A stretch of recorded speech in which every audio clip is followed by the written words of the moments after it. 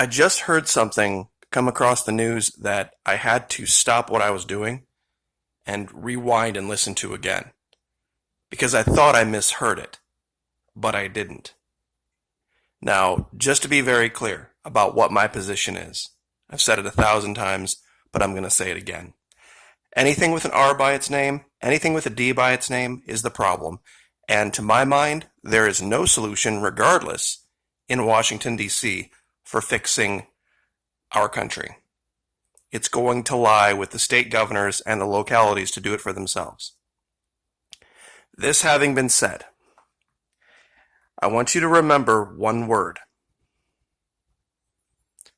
This is why many businesses are never coming back again, regardless of how much money you throw at them. Their business model has been destroyed.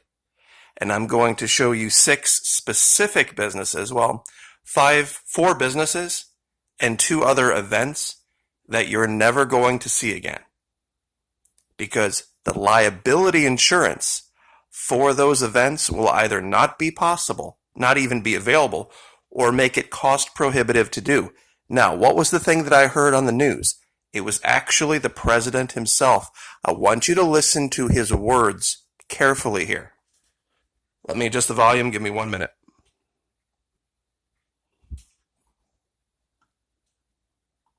Because they view this as a campaign issue. They want to make Trump look as bad as they can because they want to try and win an election that they shouldn't be allowed to win based on the fact that we have done a great job. Now, I know that seems innocuous.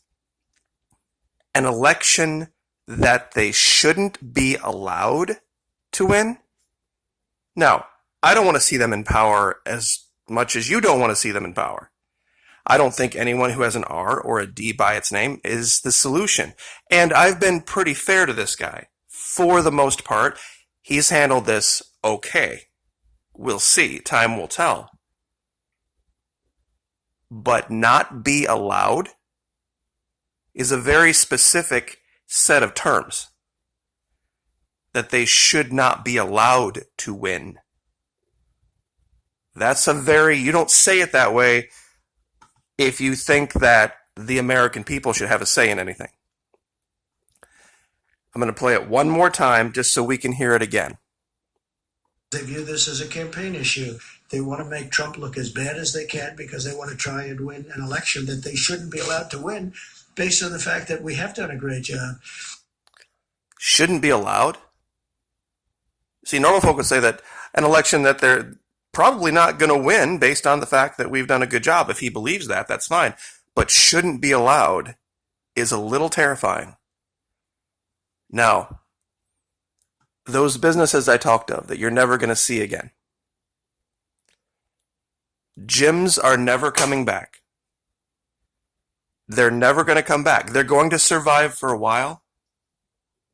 And maybe there might be 1, maybe 2 incredibly large national workout fitness centers that might survive this, but all your small and mid-sized ones will never be able to afford the liability insurance, on top of the fact that they are going to have to hire more staff to keep everything wiped down and clean.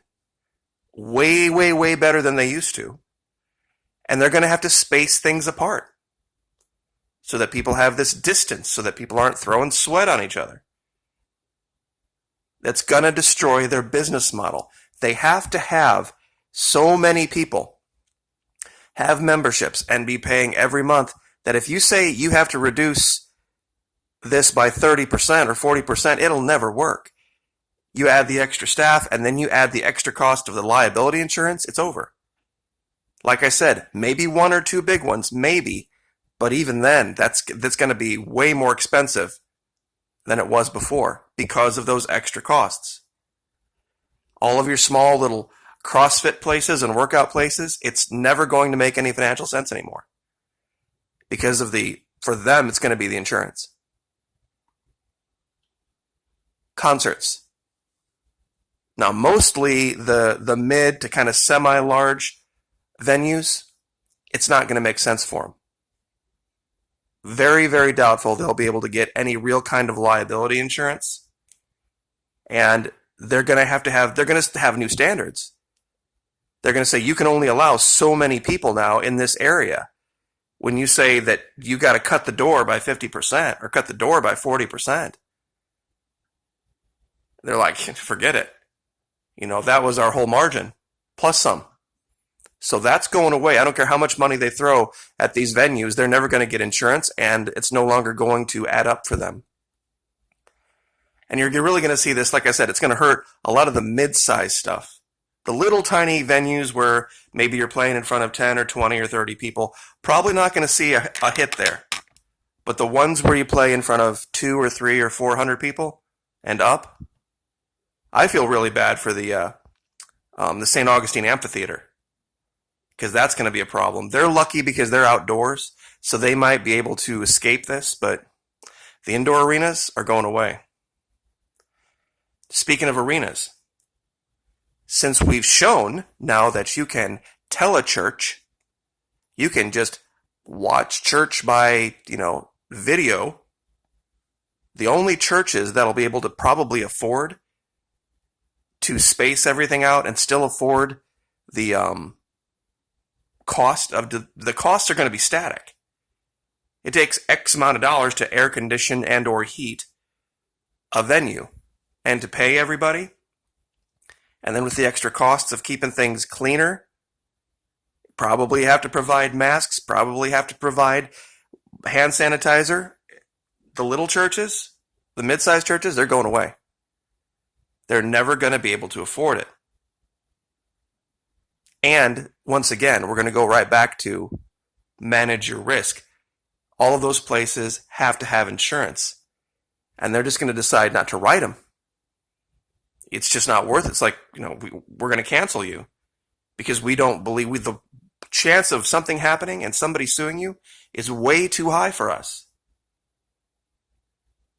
Especially given that you have the option of conducting your church services over video teleconference.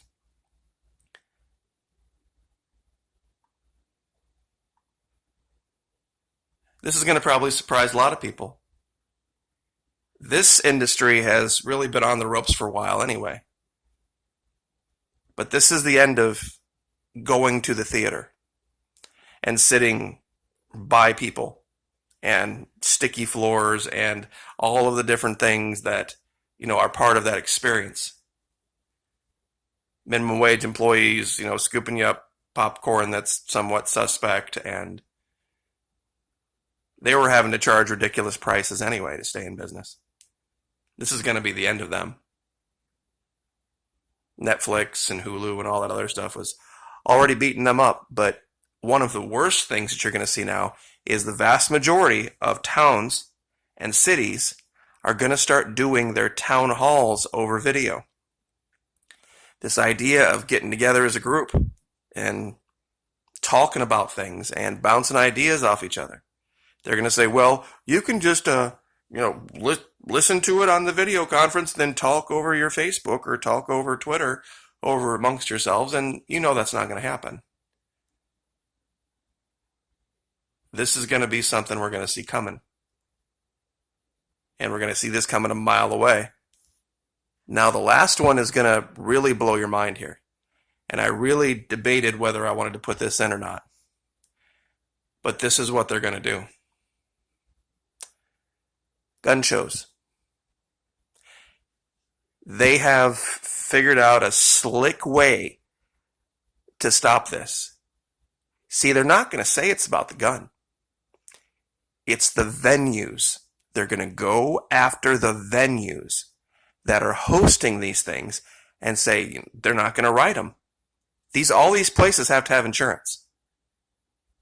They have to have when they, operate. And they're going to say if you have this many people in this crowded an area, it's just not going to work. The insurance is way too high. The chances of somebody transmitting somebody to something else, something to somebody else is beyond what we can do, and we're just not going to write it anymore. Plus all of the other risks associated. And a lot of people don't realize who've never been there. Gun shows are not just gun shows. There are a lot of people there that sell homemade wares and things like honey and homemade recipes and homeopathic remedies, like the whole silver solution stuff and all that. And this is going to take away their ability to make any kind of a living wage or any kind of a wage at all, working from home and selling their wares. I'm sure a lot of you who've been to these places know what I'm talking about. There's almost a fair-like atmosphere to it. And so much more than gun shows goes on here. Jewelry, hats, t-shirts, all sorts of things that people make themselves. There's women that knit and do crochet things, and it's all over the place. It's a little market, and there's people that do literature. All that's going to go away now because of the liability. And it's so slick. They say, yeah, gosh, we think it's great that people are selling honey and homeopathic remedies, but golly, the risk of COVID, the insurance is just way too much. We can't manage the risk properly. And that's how they're going to do it. So slippery. This is what's coming. And this is what not a lot of people are seeing is that it's never going to be the same for some businesses. Even a lot of small restaurateurs are going to have to close up shop. You can give them as much money to pay the employees as you want to. But if the people aren't coming in and sitting down and ordering food and doing it in a large enough number on a regular enough basis, what's the point? Especially when people start getting away from cash. So I guess I will just leave it there. This is what they're doing. Like, share, subscribe.